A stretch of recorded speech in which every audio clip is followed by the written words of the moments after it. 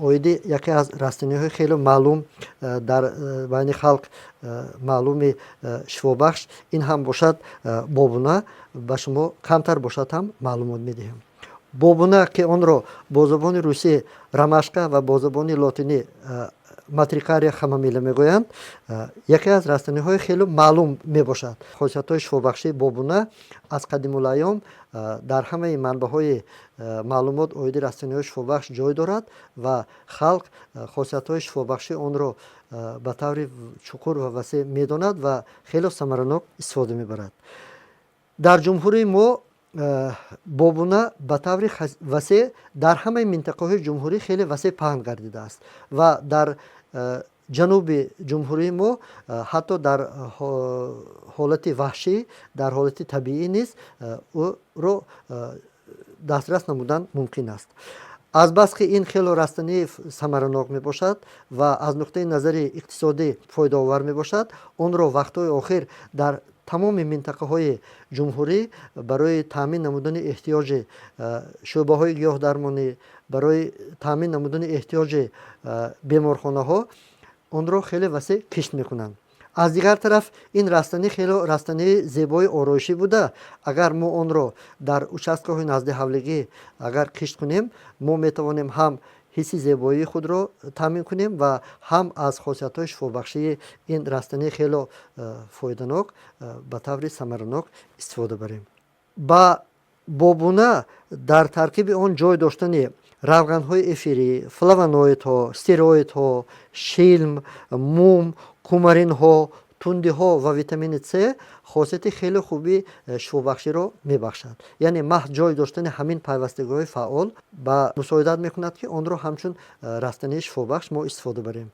اگر مبالغه نمی شود اگر من گویم که یگان ساکن جمهوری ما با بابونه شناس نباشد. این به فکرم یکی از رستنی‌های خیلی پهن شده شفابخش می باشد و در تمام منطقه ها خاصیت شفابخشی آن را ما وسیع استفاده میبریم. با صفت منبع داروواری اگر شما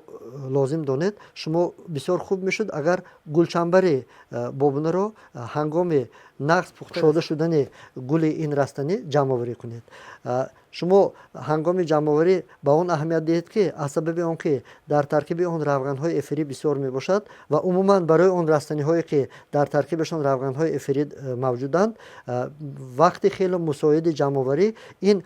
پگاهی تا ساعت‌های 10-11 می باشد، چون که پس از گرم شدن هوا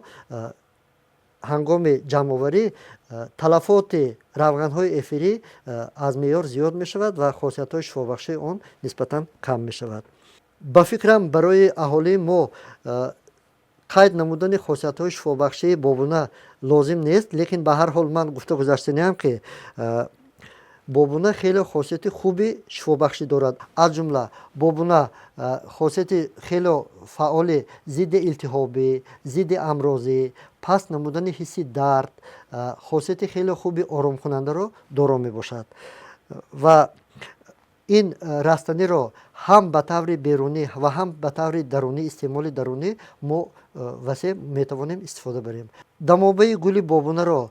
هم در طب خلقی و هم در طب معاصر دکتران و طبیبان خلقی برای معالجه بیماری‌های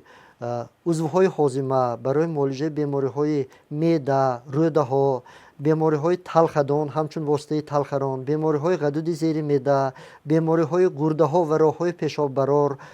بیماری‌های جنسی، بیماری‌های بیرونی یعنی بیماری‌های پوست خیلی وسیع توصیه می‌دهند و وسیع استفاده می‌برند. با این مقصد ما با تناسب یک قاشق گل خشک کرده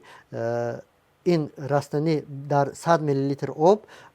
اگر ما دمابه تیار نماییم، پس برای برطرف نمودن آن بیماری‌هایی که من در بالا گفته گذاشتم این رستنی خیلی واسطه خوبی معالجوی میباشد. باید گویم که وقت‌های آخر احتیاج نظر و اهمیت به گیاه درمانی خیلی وسیع شده ایستاده است و هنگام احتیاج داشتن شما تماشاگران عزتمند به این و یا آن رستنی‌های شفابخش از جمله به بابونه شما می توانید با шӯъбаҳои гиёҳдарmonӣ ки дар тамоми беморхонаҳои ҷумҳурӣ ташкил карда шудаанд муроҷиат намоед ва мутахассисоне ки дар он ҷо фаъолият мекунанд ба шумо ба ғайр аз дастрас намудани ин ва ё он растаниҳои шифобахше ки шумо ба он эҳтиёҷ доред боз ба шумо маслиҳатҳои хеле муфидро оиди истифодаи дурусти ин растаниҳо тайёр намудани дамовар ва ҷӯшондаҳо аз он растаниҳо маслиҳатҳои хеле муфид медиҳанд.